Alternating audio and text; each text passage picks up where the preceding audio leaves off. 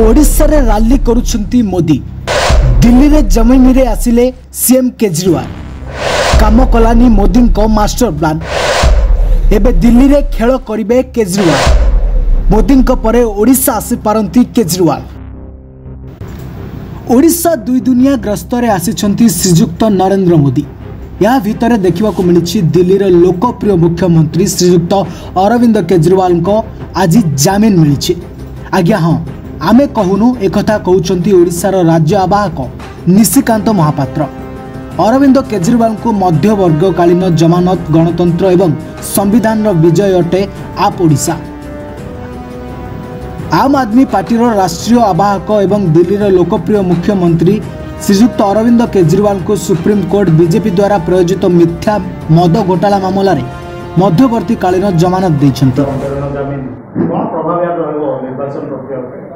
देखु मोदी सरकार पूरा योजना थिला जे अरविंद केजरीवाल को निर्वाचन प्रचार कार्य दूरे रखापी से मॉडल कोड ऑफ कंडक्ट आरंभ है आ अरविंद केजरीवाल को जेल रे भर्ती कराला। ईडी और मोदी जो योजना थिला जे अरविंद केजरीवाल जेल रे रहिले विरोधी दल को जबत करहब, कारण अरविंद केजरीवाल एपरी गोटे व्यक्तित्व जे कामर राजनीति कथा कहते एवं तांकर जो काम शिक्षा स्वास्थ्य बिजुली पानी रोजगार सारा देश एपरिक विदेश रे भी आदृत हो।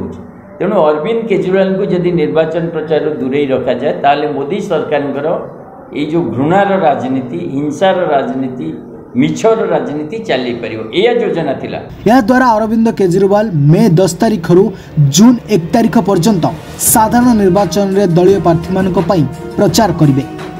यहाकू आम आदमी पार्टी गणतंत्र एवं संविधान रो विजय बोली मने करुछे। नरेंद्र मोदी सरकार को द्वारा परिचालित पूर्वतन निर्देशालय ईडी कौनसी प्रमाण न थाई दीर्घ दिन धरी आम आदमी पार्टी वरिष्ठ नेता मानकू षडयंत्र पूर्वक जेल रे रखुछि।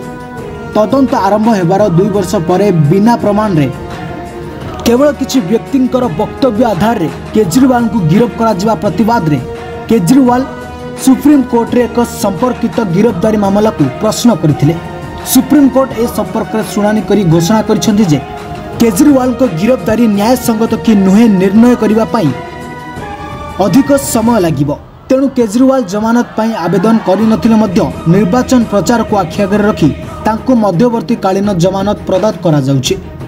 ईडी एवं केंद्र सरकार वरिष्ठ वकील श्री तुषार मेहता यार प्रबल विरोध करने सह सुप्रीम कोर्ट केजरीवाल को मध्यवर्तीकालीन जमानत देबा पई निष्पत्ति नेले।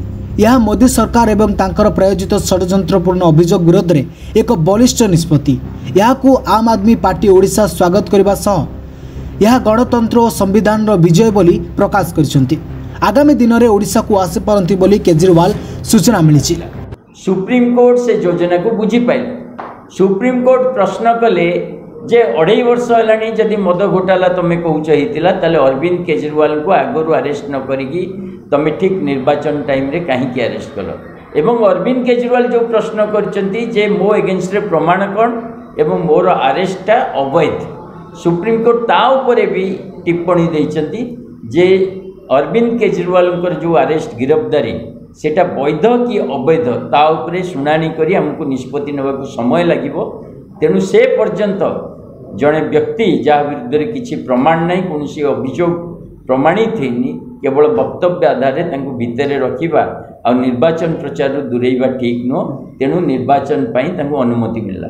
अरविंद केजरीवाल बाहर को आसवा और निर्वाचन प्रचार में सामिल हवा अर्थ मोदी सरकार योजना पानी पिटी एवं मोदी सरकार और ईडी जो योजना करथिले अरविंद केजरीवाल को निर्वाचन दूरे रखापी आज ताहा विफल होईछि।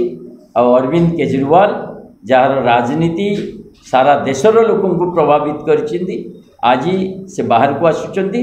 तेणु लड़ाई जोरदार हम एवं मोदी सरकार जो हीन राजनीति ता विरुद्ध रे अरविंद केजरीवाल कामर राजनीति सफल।